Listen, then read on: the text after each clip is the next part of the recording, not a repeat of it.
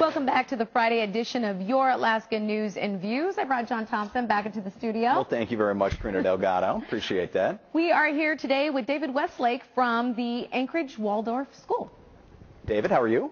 I'm good. How are you? Doing great. Thanks for coming down. And what a cool concept. I mean, I know. Tell our viewers a little bit about Anchorage Waldorf School. It's the only school of its kind in Anchorage. Pretty much. It is the only school of its kind in Anchorage. And in fact, there was no Anchorage Waldorf School until May. It used to be called the Aurora Waldorf School of Alaska.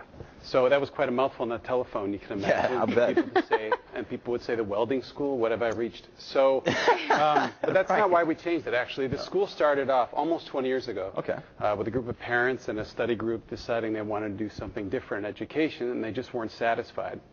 So they started this association that was the Waldorf Association of Anchorage. And they designated this name, the Aurora Waldorf School. And 20 years fast forward, we have the Anchorage Waldorf School. And the reason we changed our name back to that original concept was because we wanted people to know we're it. We were the original Waldorf school in town. And Waldorf education has gone on to inspire charter schools locally in Alaska and as a worldwide movement.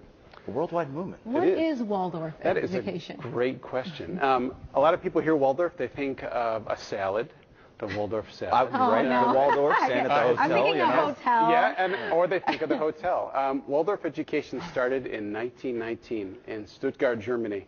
It was World War I, and this man who owned a factory, the Waldorf cigarette factory, decided he wanted to have a very unique school for the children of his workers who were often parentless. They were suffering post-traumatic stress, and he wanted a school where war was never going to be an option again.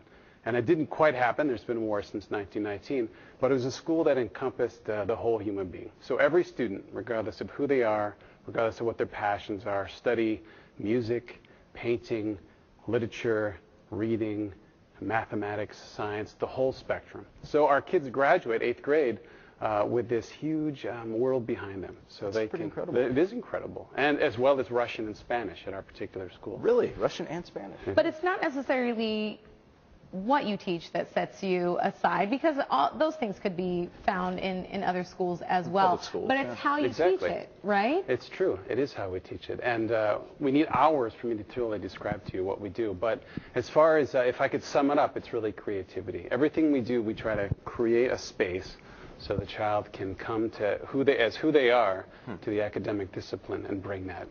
And we do it in a small setting where we study topics very deep and for shortened periods of time, but really thoroughly. And we also do it through relationships. So our teachers are with our students for years, the same teacher with a group of kids. Because it's K through 12. It is. And so those same teachers get to stay with their children through their... 1 through 8. Wow. Imagine that. Well, what would you say is the teacher-to-student ratio there? There you go. That's nice for our school. It's somewhere between 10 and 15. Okay. Wow. And this is unique to Anchorage Waldorf and Waldorf schools around the country. I mean, sometimes you have the 20 to 30, but for our particular community, it's that 10 to 15. So it's an intimate family learning experience in many ways. And it all started with a bunch of concerned parents about 20 or so years ago, and just getting parents together and said we got to change something. We need to connect with our kids in a different way, a better way.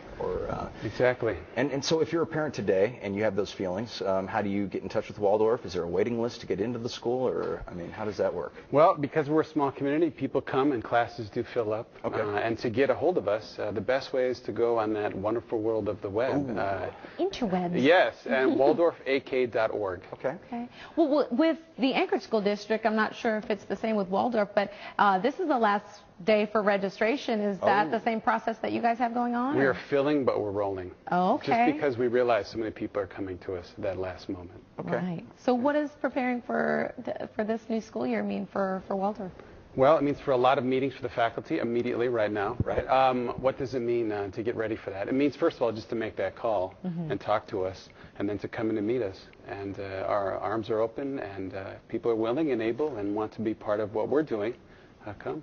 One thing I'm curious, athletics. Is there an athletic department? Is there something that you do to physical education? Wise? We have a whole curriculum of physical education, special games for every particular age, and we have a games and movement PE teacher who brings specifics. So you really do hit it from all angles. We try to. All right. It's a major task, and it's not utopia, but we do the best we can. Very cool. Well, that sounds amazing. And, of course, school is starting soon. So for the parents out there, what was that website again? It's WaldorfAK.org. WaldorfAK.org. All right, David, thanks so much for joining us today. Stay with us. It's time for a short break.